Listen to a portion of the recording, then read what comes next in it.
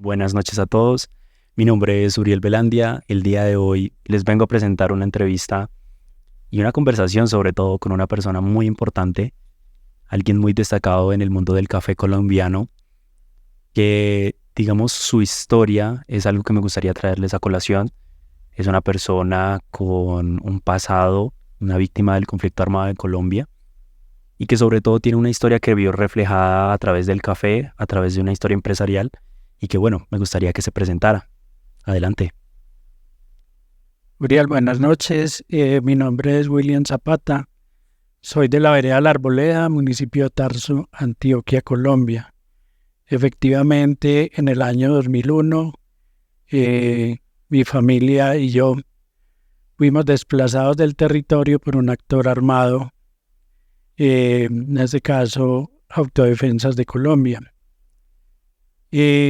Abandonamos la finca, después yo retorné, mi familia se quedó en la ciudad y continué con las labores culturales del café. De ahí entonces es que surge mi emprendimiento, mi marca Café Fénix, y precisamente el Fénix es por la historia que vivimos.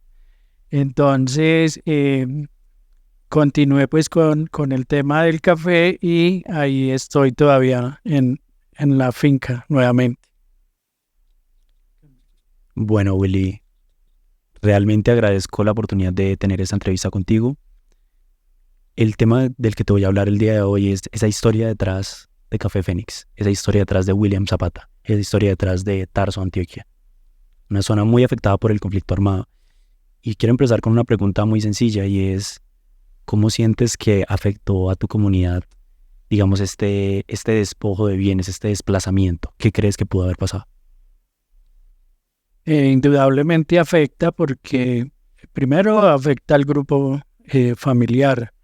En mi vereda, pues la mayoría somos familia, pero nosotros tenemos una historia campesina de reivindicación de derechos campesinos desde mis abuelos, mis padres, y precisamente eso se vuelve una amenaza para algunos intereses económicos y políticos en el territorio. Entonces, claro, una de las formas de detener eso es desplazando los liderazgos sociales del territorio. Ok, entiendo, Willy. Y te puedo hacer una pregunta. ¿Consideras de casualidad de que, digamos, estos fenómenos de desplazamiento también pueden deberse, o en tu caso, se pudieran haber debido a temas económicos, factores que puedan haber afectado, no sé, estoy pensando, por intereses sobre los recursos naturales? Tengo entendido que esa zona es una zona muy enriquecida en términos de recursos naturales y, bueno, temas sobre todo mineros.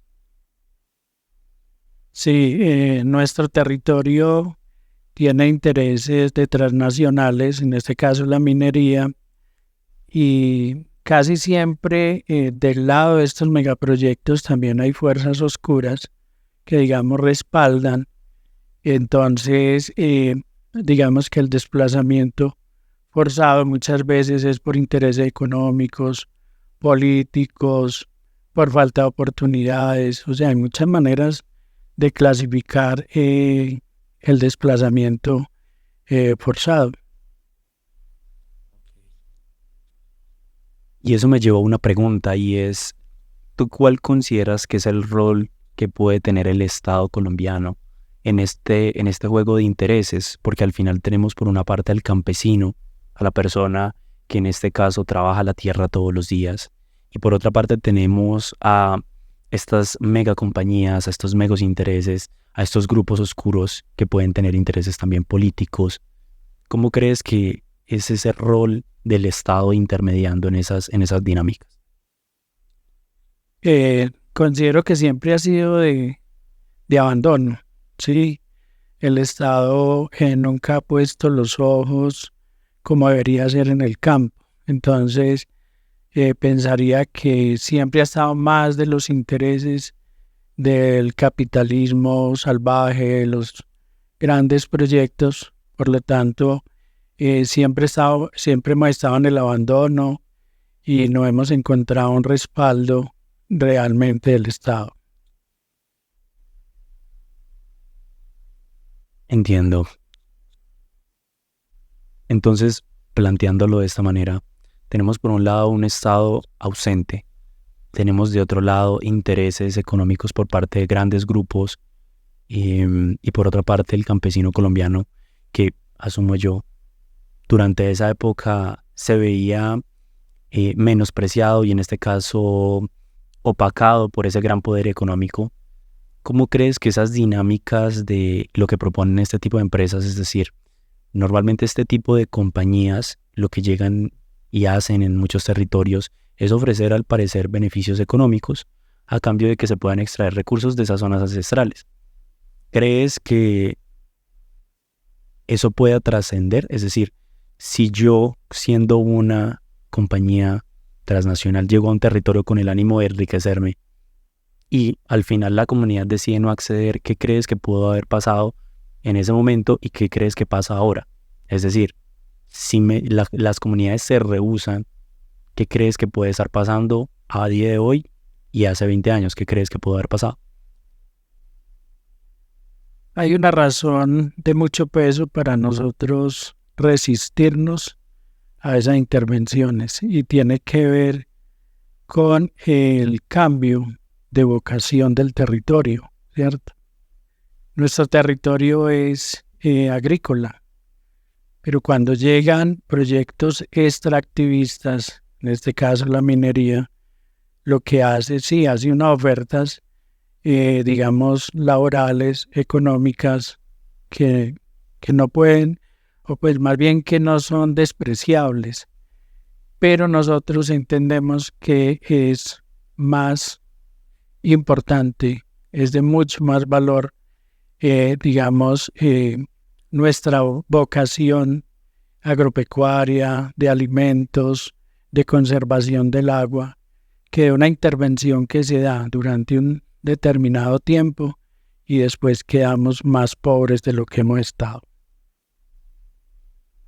Es decir, que actualmente tú sientes que esas dinámicas al final terminan perpetuando círculos de pobreza, porque al final el modelo sí, al parecer ofrece unos beneficios, pero esos beneficios en el largo plazo no se materializan de la forma correcta o como se las plantean a las comunidades. Son temporales. Si tuvieras que cambiar, William, y creo que esta pregunta puede permitirnos cerrar esta entrevista, es si tuvieras que cambiar algo de cómo se ha venido dando esas dinámicas de poder entre esos grandes grupos económicos, entre el campesinado, entre esos actores que hacen parte de esa interacción, ¿qué cambiarías? ¿Qué sientes que vamos a aprender hacia futuro? Yo creo que lo más importante es proteger el territorio y proteger significa el no permitir el cambio de vocación del territorio.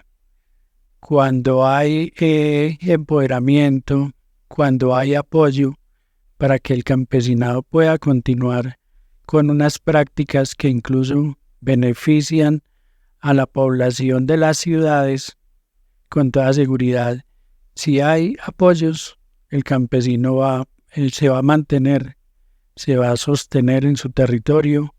Entonces, lo principal es proteger estos territorios del cambio de vocación. Ok, bueno, Willy, realmente te agradezco mucho este momento, este espacio que me diste para poder hablar de esos temas importantes, esos temas que a veces algunos grupos políticos dejan de lado, que algunas personas dejan de lado. Al final, este tipo de historias son importantes y ese tipo de mensajes son importantes.